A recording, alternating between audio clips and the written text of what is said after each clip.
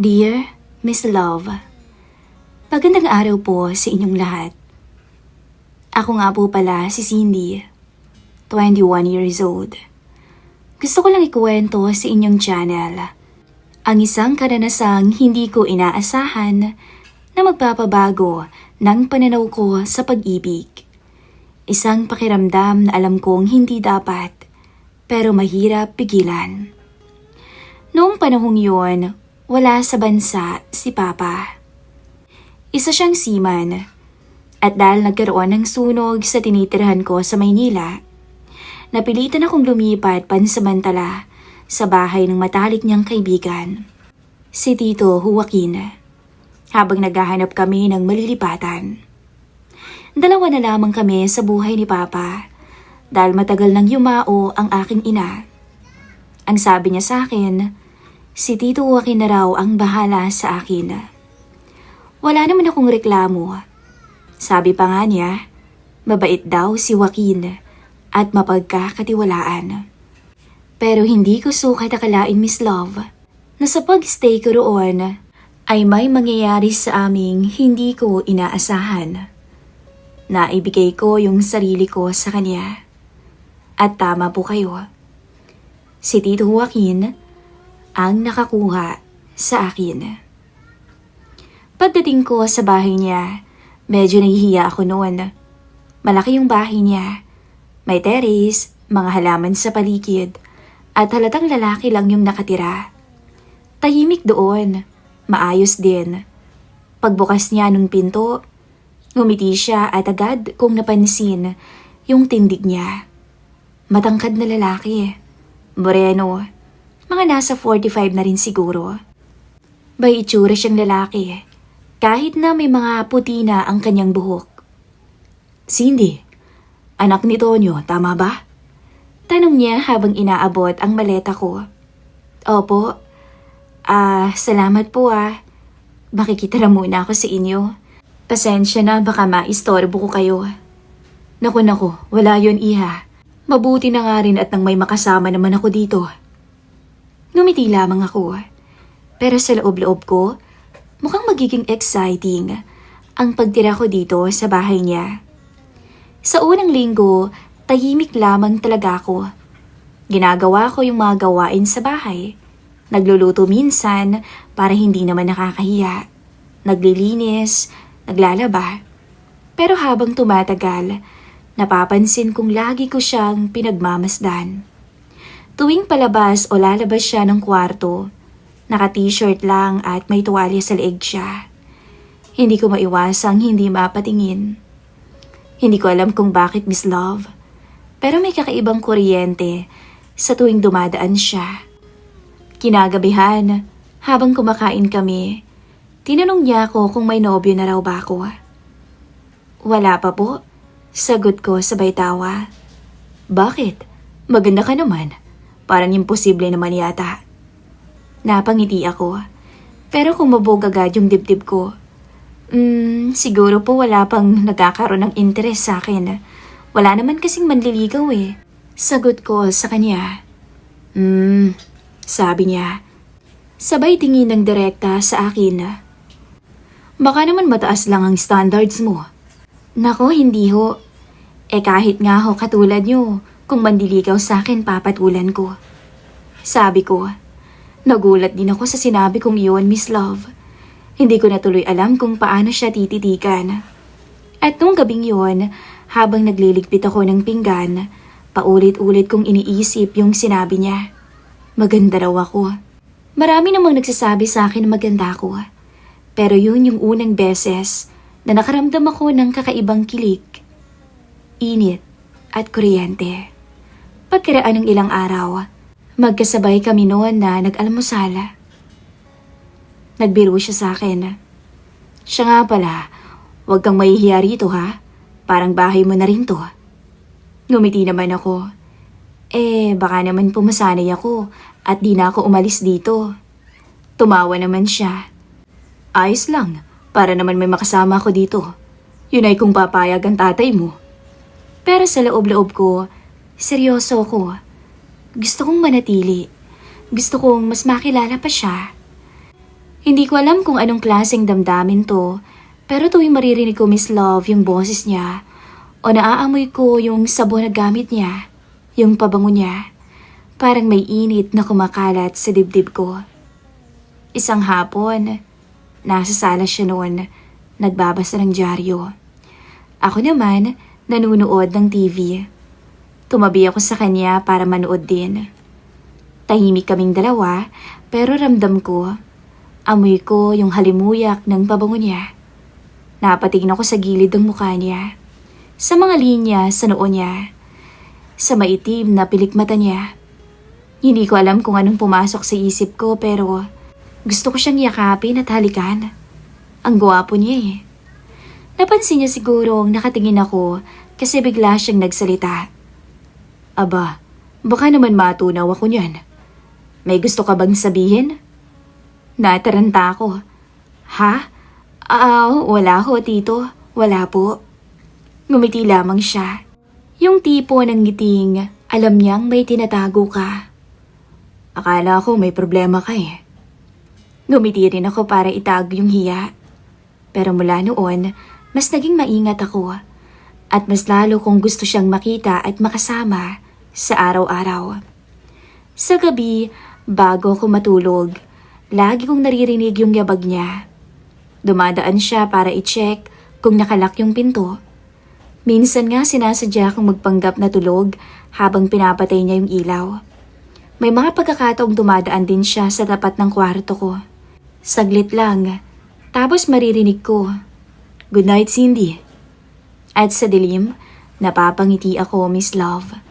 Hindi niya alam, hinihintay ko talaga yung mga sandaling yon gabi-gabi. Lumipas ang ilang linggo at mas naging madalas ang mga sandaling magkasama kami. Minsan tinanong niya ako kung hindi daw ba ako nababato rito.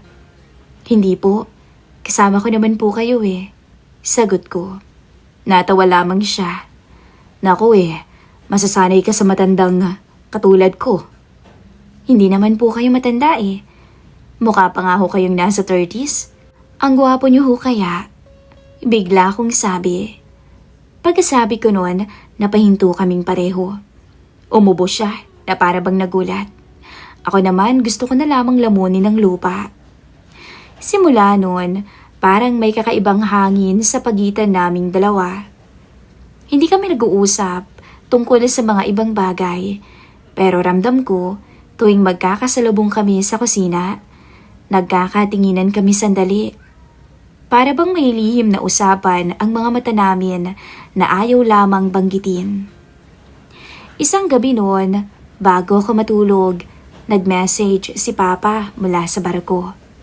Anak, kumusta? Ayos ka lang ba dyan kay Tito Joaquin mo? Napangiti ako habang nagtatype ng sagot. Oo pa, napakabait nga po niya eh. Bago ako matulog nung gabi, narinig ko ulit yung mahina niyang tinig sa labas ng kwarto. Good night, Cindy. Gumiti ulit ako sa dilim.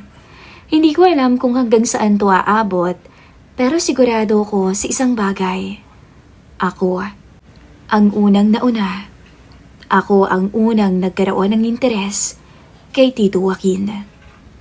Simula nung araw na napansin ko ang nararamdaman ko para sa kanya, hindi na ako mapakali. Lalo na tuwing umaga, kapag sabay kaming nag-aalmusal. Gusto kong makuha yung atensyon niya. Gusto kong tumingin siya sa akin hindi lang bilang anak ng kaibigan niya, kundi bilang isang dalaga, bilang isang babae. Isang umaga noon, maaga akong nagising at habang nagtitimpla ako ng kape, bigla siyang lumabas galing sa banyo. Nakatapis lang ng tuwalya. Walang suot na pangtaas. Hindi ko maiwasang hindi mapatingin. As in, napatitig talaga ako sa kanya. Agad siyang nagsalita. Pasensya ka na, Cindy. Akala ko tulog ka pa. Ngumiti lamang ako. Ayos lang po, Tito. Wala namang problema eh. Natawa siya pero kita akong nahiya din. Ako naman, sinadya akong bumaba ng tingin sa kanya sandali. Sabay sabing, ang aga niyo naman pong maligo, hindi ba kayo nilalamig? Sanay na, Iha. Maaga kasi talaga akong nagigising. Sagot niya habang nagsusuot na ng sando. Habang umiinom kami ng kape, nagtanong ako, Tito Joaquin, ilang taon na po ba kayong walang asawa? Medyo nabigla siya. Ha? Mga 7 taon na rin siguro? Matagal na rin eh. Totoo po?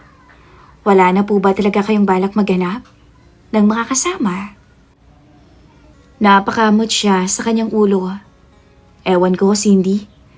Para bang nasanay na rin naman akong mag-isa. Tsaka mahirap ulit na magsimula sa ganitong edad ko. Tumingin ako sa kanya.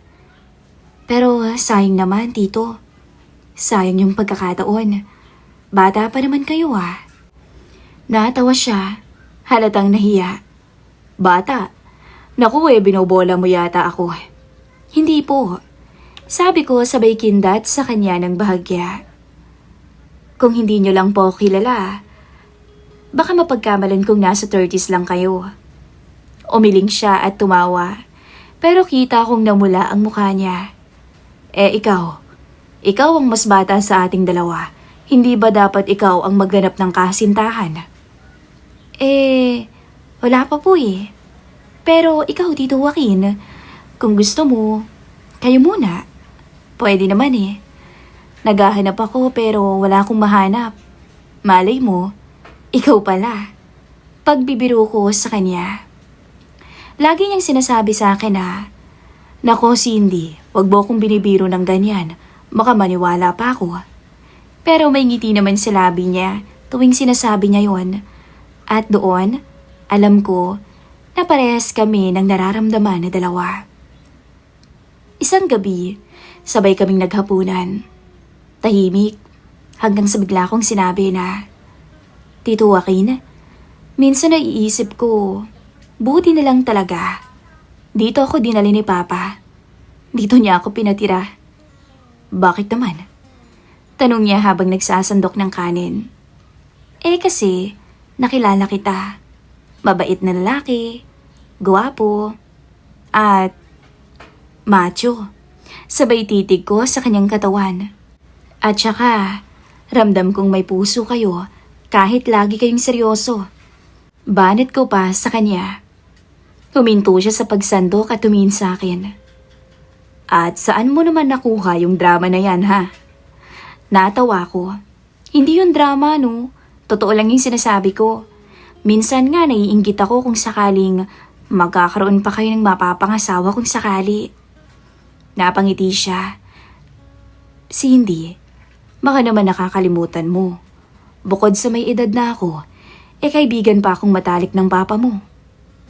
Ano naman po, wala namang masama dun, diba?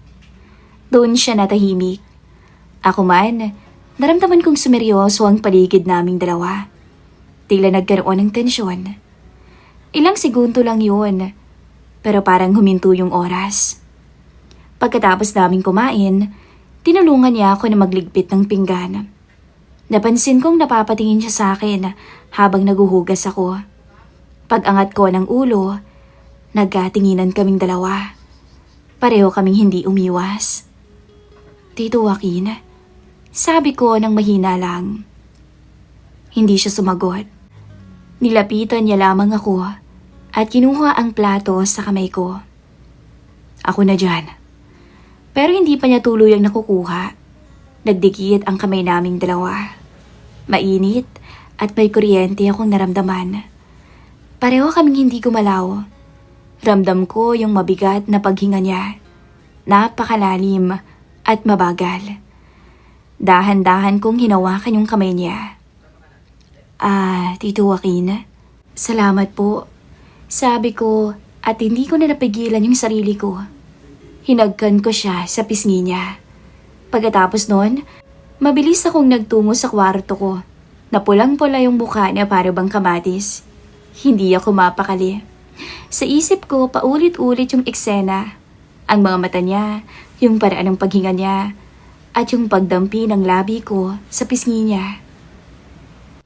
Kinabukasan, normal pa rin kami. Nagkakape, nagbibiroan at nagtatawanan. Pero may kakaibang panlalamig na parang pagtatago ng apoy. At habang nag-aalmusal, ako na yung unang nagbukas ng usapan. Tito Joaquin, kung sakali ba na may babae na magkagusto sa inyo, tatanggapin niyo ba? Napatingin siya sa akin. Depende. Sa edad kong to, baka mahirapan na rin akong makipagsabayan. Hindi naman po siguro. May babae rin namang mas bata pero marunong umintindi.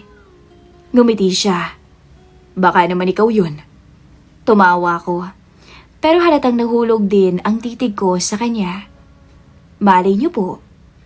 Pagkatapos ng ilang araw, hindi ko na alam kung saan ako lulugar, Miss Love. Gusto kong manatiling magalang.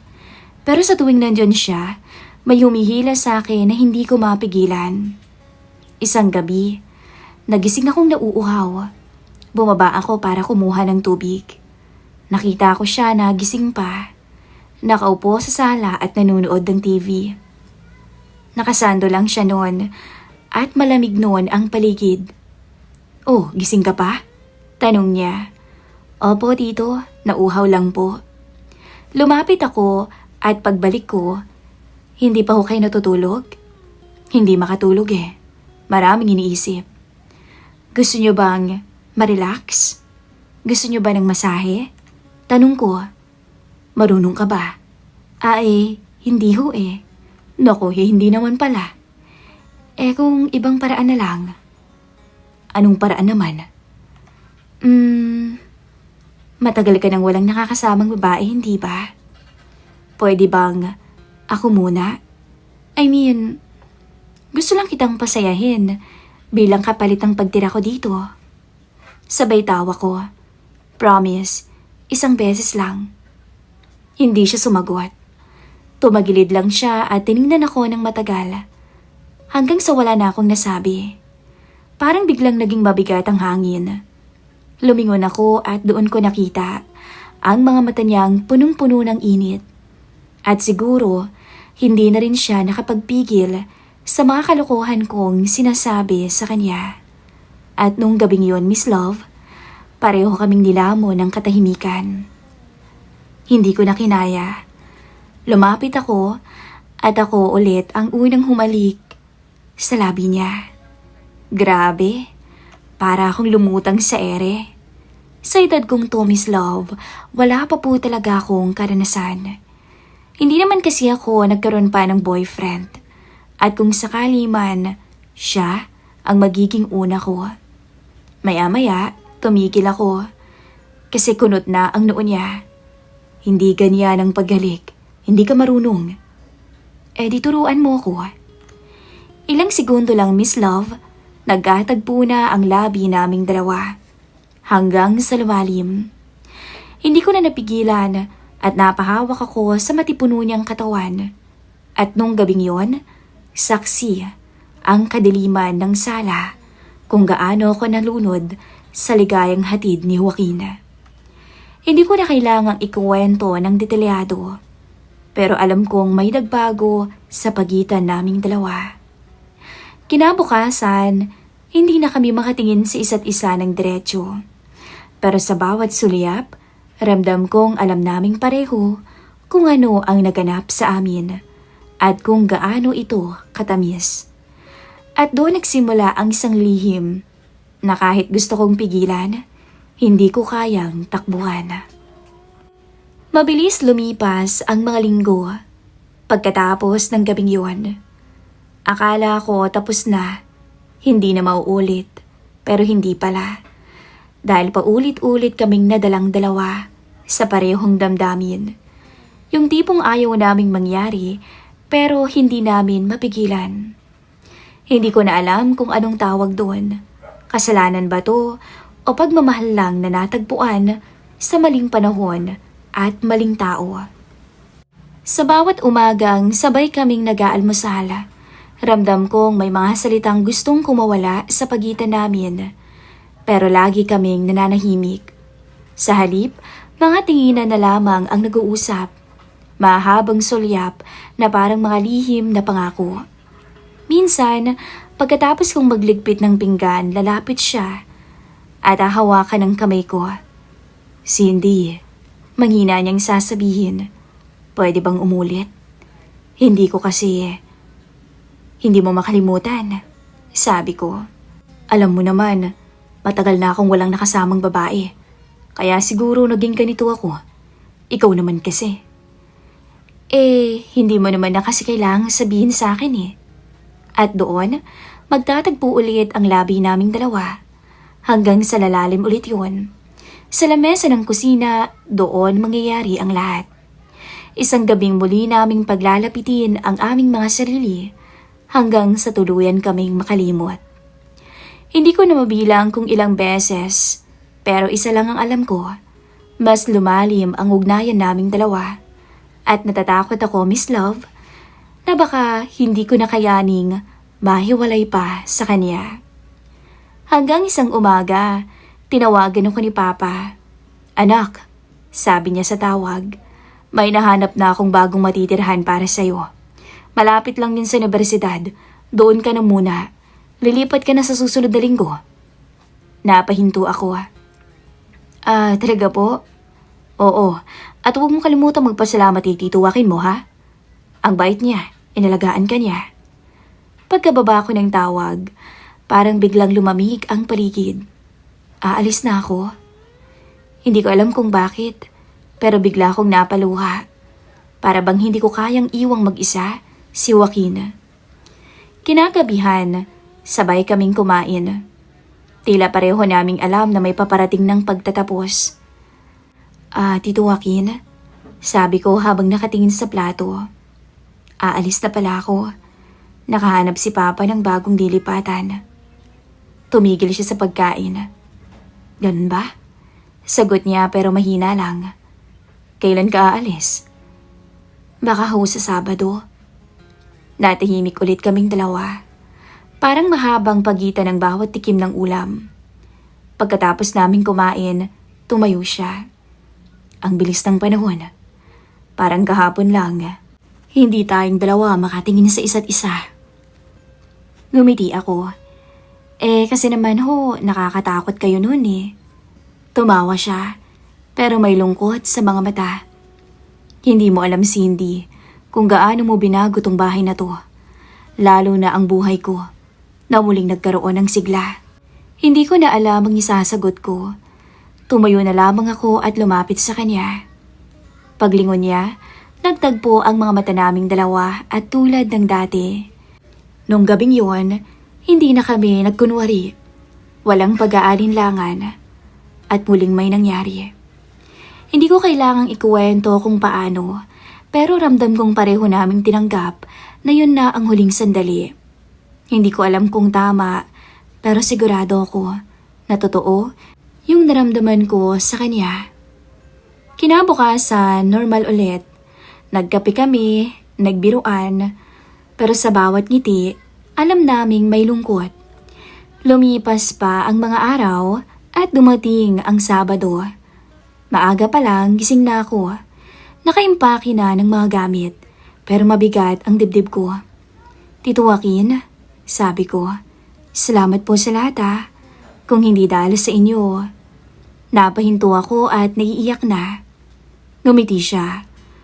Walang anuman, Cindy, pero hintayin mo na ako at ihahatid na kita. Ayoko sanang pumayag pero sa totoo lang, gusto ko rin. Gusto ko rin siyang makasama kahit sa huling biyahe. Habang nasa sasakyan kami, ramdam ko yung malamig na hangin galing sa bukas na bintana at yung amoy ng pabango niya na hindi ko makakalimutan. Cindy, sabi niya bigla, salamat ha. Baka hindi ko na masabi kung sakali. Pero naging masaya ako na dumating ka. Napatingin ako sa kanya. Masaya rin po ako, Tito Joaquin. Ilang minuto kaming hindi nagsalita hanggang sa bigla siyang huminto sa gilid ng daan sa parteng may tanaw ng ilog. Dito muna tayo sandali. Bumaba kaming dalawa. Pinanood ang tubig na dumadaloy. Tito Joaquin, huwag niyo akong kalimutan ha. Ngumiti siya. Araw-araw, Cindy. Pero kailangan mong magsimula ng sarili mong buhay. Magtapos ka ng pag-aaral mo. Matanda na ako. At salamat kasi binigyan mo ko ng pagkakataon na muling maramdamang lalaki ako. At gusto ko, matupad mo yung pangarap mo sa buhay at magkaroon ka ng masayang pamilya balang araw. Hindi ko napigilan ang mapaluha. Lumapit ako at hinawakan ang kamay niya. Niyakap ko siya ng mahigpit. At sa yakap na yon, ramdam ko lahat ng mga salitang hindi namin masabi. Lahat ng dapat sana, pero hindi naman pwede. Pagkatapos, tumingin siya sa akin. O sige na't baka gabihin tayo. Umiling ako. Pero tito, ngumiti siya. Shh, tama na yan. Sige na, halika na. Sa loob ng sasakyan, habang papalapit kami sa tirahan, hinawakan niya ang kamay ko. Mahigpit na tila ayaw pakawalan. Pagdating namin doon, binaba niya ang maleta ko. Salamat po ulit, sabi ko. Walang anuman. Sagot niya pero hindi na siya tumingin ng diretso sa akin. At bago siya umalis, bigla siyang lumapit at hinawakan ang pisngi ko. Mag-iingat ka. Dumalaw ka na lang kung gusto mo. Tumango ako at pilit na ngumiti. Kayo rin po mag-iingat. At huwag niyo akong kakalimutan na. Pag alis niya, tumayo lang ako sa tapat ng pinto. Pinanood ang papalayong sasakyan. Hindi ko alam kung kailan ko siya ulit makikita. Pero sigurado ko, hindi ko makakalimutan ang lahat ng nangyari sa amin. Ang mga titig, ang mga yakap, at ang tahimik naming pagmamahalan na walang pangalan. Ngayon, tuwing naiisip ko siya, hindi ako nalulungkot. Natutuwa kong tanggapin na may mga tao talagang darating para turuan ka. Hindi para manatili, kundi para iparamdam kung ano ang ibig sabihin ng magmahal kahit sandali lang. At kung sakaling tanungin ako ng sino man kung ano ang nangyari sa pagitan namin ni Tito Joaquin, isa lang ang sagot ko. Siya ang nagturo sa akin kung paano umibig. At sa bawat umaga, naaalala ko siya at napapangiti ako. Sa ngayon, Miss Love, malapit nang umuwi si Papa. At ang plano niya, doon kaming dalawa magbakasyon ngayong darating na summer break. Excited na akong makita siya. At alam kong excited na rin siyang makita ko. Hanggang dito na lamang po ang istorya na ibabahagi ko sa inyo, Miss Love. Maraming salamat.